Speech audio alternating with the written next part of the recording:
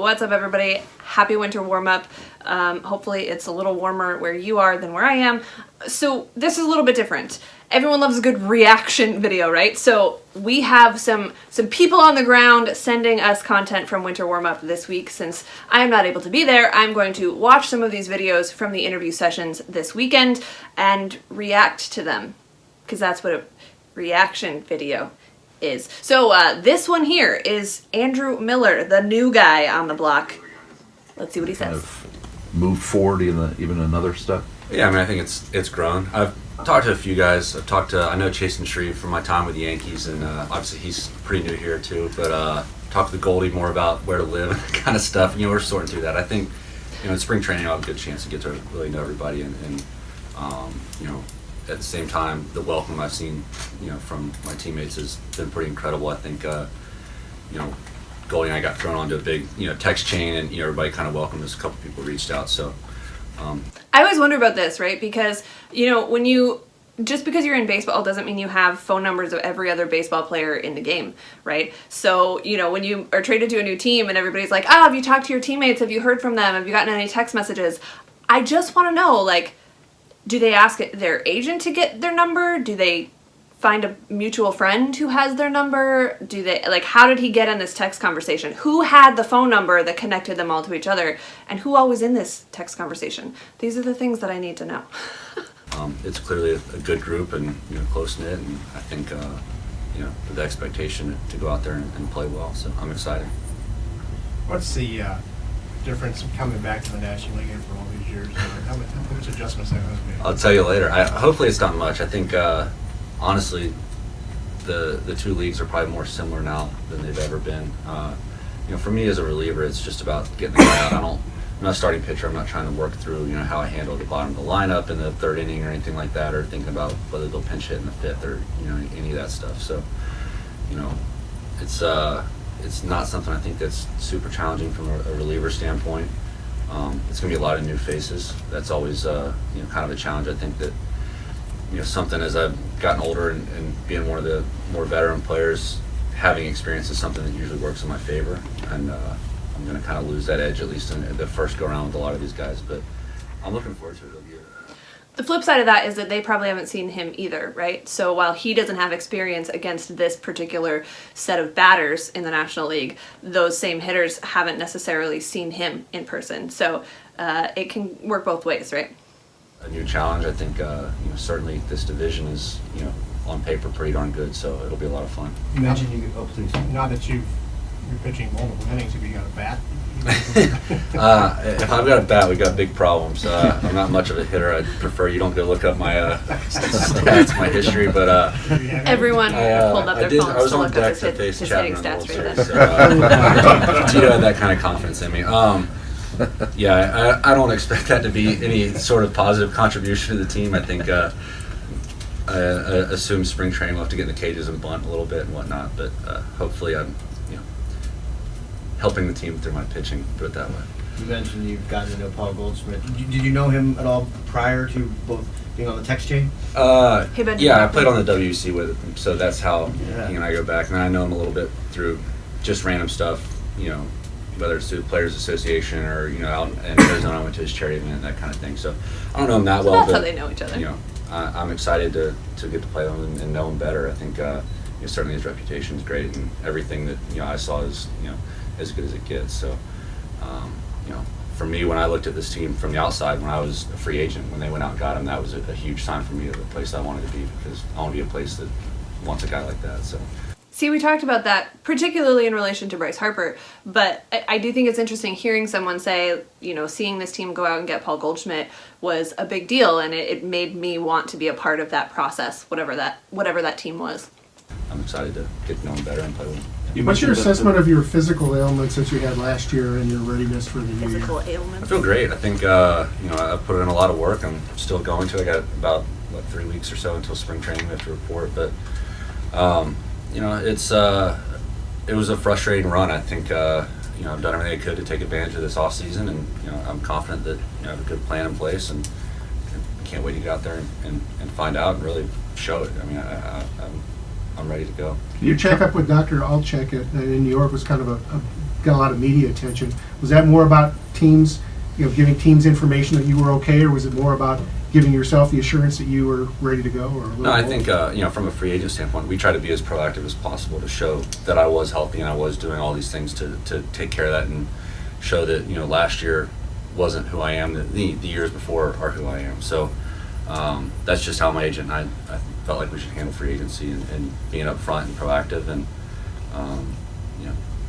I think it paid off. That's kind of a separate story. But yeah, no, I think we use Dr. Olczyk just because he's certainly a recognizable name that's respected in the industry, and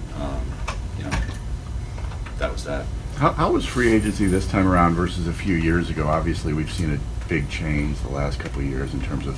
I want to go back to that physical thing for a minute, because the fact that he said they wanted to use a doctor that basically had name recognition and that people would be able to say, oh, if he says you're okay, then we're going to buy in and believe that you're okay. I just think that it's this fascinating balance between the actual production that you create in games versus the appearance of whatever it may be, whether it's how you're preparing or what your commitment level is or who the doctor was that gave you the all clear. So I think that's a really fascinating part of this free agency discussion, a part of where baseball is right now and how much these guys and their agents have to be aware of in trying to generate or to confirm value, and how that value is established or analyzed or inspected, or in this case confirmed by someone who has the name recognition. It's not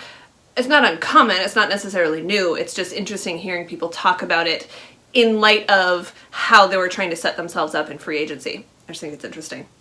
The pace of off seasons, etc. Was it more anxiety provoking this time around for you at all?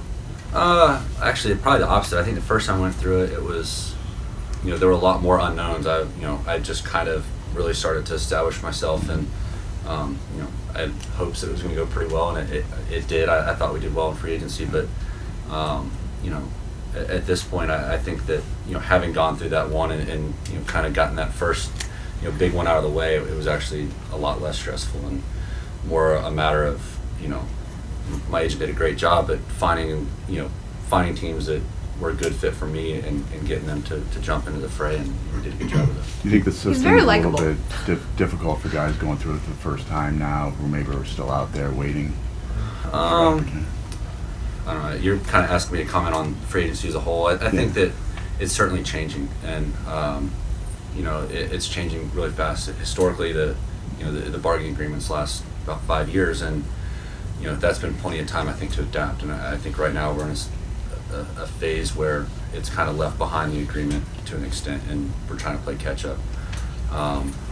Certainly we don't like to see, players without jobs. There's a lot of players. It's not just, everybody talks about the two big names that are out there, but there's a lot of players that don't have jobs that we know will, and we know will be good players on good teams this year.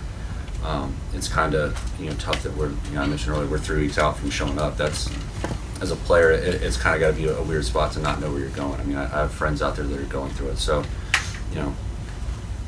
I'd like to say, we'd like to see it get better. I think, and I don't know exactly how we do that, but it's probably not going to be easy, and it's probably going to take, a lot, but we got to find a way to make it better. For you, were you in demand enough that you got the deal you wanted and you were able to sign, or did you kind of instruct your agent, hey, look, I don't want to be one of those guys in March looking for a team, get a deal done sooner? How did that balance work?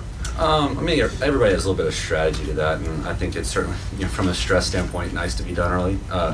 At the same time, there's a lot of guys that are out there that, it doesn't sound like they have a whole lot of offers that they're going through. So I think I was fortunate that, there was enough interest that, kind of got things going. And certainly it was our, approach to, if we could, get it going as soon as possible and get done. And, So much there's strategy. so many reasons for things to kind of stall, whether it's the holidays or whether, the arbitration hearings start. There's always an excuse for things to kind of start falling apart and slow down. And that strategy changes once we had almost every offseason, right?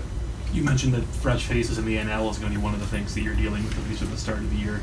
Have you already gotten into some video and whatnot and sort of cataloging that stuff? Not yet. I was thinking about that. I think Easy, Jeff. I don't even know who the video like guy what? is with the Cardinals yet. I've got a lot of people to meet, but I do rely on that pretty heavily. I don't know I understand. It's a good that, question, by the way. Mike is really good at that. I'm looking forward to finding out how everything works. But yeah, I'll certainly do some research, and I'll probably start a little extra early. I think there's a handful of particularly good left-handed hitters in our division that I should probably do some work on. So. I mean, is that almost a fun challenge for you? Because you're going to be talking about Rizzo and Votto and these guys who are established big left-handed hitters who you, in theory, will see a lot of this year. I mean, Yeah, Yelich was the MVP, so Right. yeah, I think absolutely He does it's know. fun. And that's there's nothing He more played coy a rewarding little than, bit, but he get knows. a chance to prove yourself against the best, and that's what those guys are. They're all, I think they're all three-hole hitters, so it's they're special hitters, and they have track records to back it up.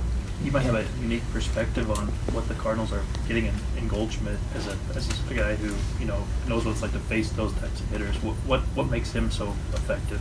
Yeah, he's been in the other league for me, but like I said, I got to know him a little bit and started to keep track of him since then. But it's not hard. You can look on the back of his baseball card. He's pretty consistent and pretty consistently about as good of a hitter as there is in the National League. So he's going to help anybody. I'm not one to sit here and give an opinion on our lineup or whatnot, but he's going to fit in the middle of any lineup you have. So he's certainly going to be, a lot of fun towards to the top. watch, and I think Either way. probably a pretty important part of this team. Define Andrew, middle. you've been pretty candid about your willingness to pitch anywhere in the late innings, anywhere that the team needs. What type of buy-in does that take for the relievers around you? Not just for one guy, but Good to question. be that aggressive, to be that nimble with relievers. What kind of buy-in does it take in the bullpen at large? Yeah, I think, hopefully as a group, that's what we can kind of bring to the table, that we can be flexible and do whatever it takes to win, and that's the mentality we have. And, I've received a lot of credit for that. I don't think I deserve hardly any of it. I went to New York, and, the way that, Dylan Betances reacted, I got traded to Cleveland, the way that Cody Allen and Brian Shaw reacted, I think are, even bigger parts of the stories. And, when you go to a place and you have success, those tend to be the stories that everybody's kind of bought in with the same, goal in mind. And hopefully we can do that here, and I don't see why we won't. We hear a lot, though, that relievers are more comfortable when they know what role they have. What changes that so that they're comfortable in whatever role they get? I think that's changing. I think you don't kind of raise them that way. You don't have a set closer in the minor leagues. You don't have a setup guy in the minor leagues. When you get here, you practice what you preach, kind of thing. So guys are used to pitching in maybe the fifth inning one day and the ninth the next, and when that happens, you're more ready for it. There's certainly It's interesting hearing him talk about that, because we talked a lot about the way that, for example, a Mike Matheny bullpen was a lot more old school. He depended on the veterans in that bullpen, and then complementary to that was this idea of very defined roles, which, based on what Andrew Miller is saying, is more of that old school philosophy, which we all know. But when you stock a bullpen with young guys who are just up from the minor leagues, where they don't have those defined roles, maybe that's when you get a little more of this buy-in than when you have a bullpen that at its core is built around veteran relievers who are more used to that defined, very specific job description, as opposed to this more fluid scenario that we're seeing in a lot of bullpens now. That's interesting, because when you combine or compare, I guess, the Mike Matheny bullpen that was built around this idea of a veteran at its core versus potentially a Mike Schilt bullpen that's based around Jordan Hicks, you get a little bit more of that flexibility that I think is the trend in baseball for sure. Value in knowing that this is my situation, and this is the inning I might pitch, or this is the part of the lineup I might get. But I think we can have that without having like rigid, structured roles as well.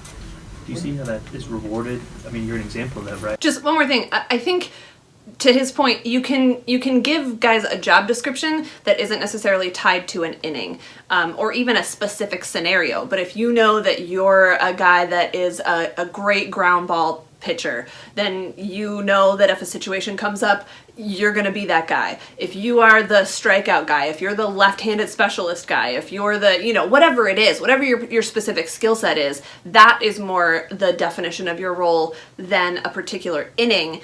And that's sort of what Andrew Miller has done, right? He knows who he is as a pitcher and what he can do whenever the situation calls for it. And the teams he's been a part of have utilized that very well. If you combine him with other guys in a bullpen that have defined or very specific skill sets, you can use that in whatever situation it makes the most sense, as opposed to trying to force a guy into an inning as opposed to the skill set. I think I said opposed to like 75 times there, so I'm just going to move on. But I hope you get the point. Right, via free agency, you don't have to take in just number of saves or save opportunities. You can take in leverage and things of that nature. You think it will change too in how guys market themselves and how they become? Yeah, it's catching up. I mean, that's what you Part were of what talking I free think, agency earlier. That's one of the things I think in free agency that has evolved pretty quickly is that, you know, relievers have been valued maybe in ways that they weren't in the past. It doesn't matter, you know, how many saves you got. You could go into free agency with 70 saves, but if your underlying numbers don't look good, you're probably not that appealing. So, yeah, I mean, I certainly, you know, for me, I get a kick out of watching guys that aren't necessarily the closer or you know, the starting pitcher get recognition for helping a team, because that's what I do. So, you know, certainly I'm pulling for those guys. I got a lot of great friends that are in that situation. So, you know, I think it's a neat little thing that, you know, we've kind of started to accept that those guys are important parts of the team. If you were Mike Schelt, how would you deploy yourself and Jordan Hicks? I don't know. That's for him to decide. I think hopefully we give him a ton of flexibility, and I think that, you know, in an ideal world, you know, there's 7 guys out there that can pitch to lefties or righties and can pitch, you know, early in the game or late in the game. So, I mean, in ideal you know, world, ideally, sure. that's what, you know, we give him this flexibility. When Tito used you, it was an unusual situation starting in the 2016 postseason. Did you have any idea it would take off to become what it is now, where relievers are in the starting games or hitters coming in the 3rd inning, or, you know? I don't think there's any overlap between those two things. I think that was probably a completely separate idea, but I don't know about that. you know, I don't know. I don't think anybody saw that, you know, it would turn into a story, but, you know, certainly I think that all the numbers It's guys all will a part of probably that same start evolution, to right? lean that direction. It's just a matter of finding managers that would buy into it and execute it. Andrew, forgive me if this is redundant. I came in a little late, but can you go into more about your health and how high your expectations are for this season while you're now a Cardinal?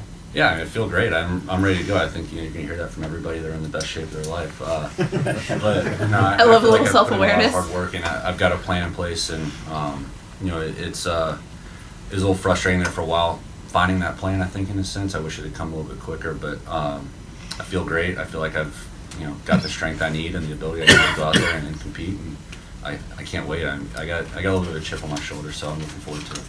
What do you mean by that with the chip on? I mean, Can Yeah, you I mean, expand on that? you know, last year I did not pitch well. I didn't pitch frequently. I didn't pitch to my standards. So, you know, I think that, you know, certainly I heard plenty of times this offseason that I'm old. So I don't think I'm that old. I think I can go out and prove that, you know, I'm still the guy I was, you know, for the last 5 or 6 years. the one thing through all of that last year, though, the K rate was still probably acceptable in your eyes. Can you just describe the importance of? Well, I can only imagine what it would have been if I felt as good as I, you know, if I wasn't chasing my mechanics around all off season. So yeah, I have a lot of confidence that I can be, you know, the guy that my expectations are, and they're pretty high. All right, Anna, we're going to keep you on schedule here, so All right. thank you, everyone. Hey, thanks guys. Thank you. Thank you. I like him. No, I think he's very genuine in his answers to things. Very thoughtful, very transparent in such a way that you feel like he's not giving you a line for a story, but that he's actually giving you a genuine answer, which is really interesting. I also think it's, you know, he made a lot of really good points about the usage of bullpen guys and how he thinks that this team can not necessarily just follow the trend, but take advantage of the ways to deploy these relievers. So I like him. What did you think? What stands out for you about that interview? Let me know in the comments below. That's all.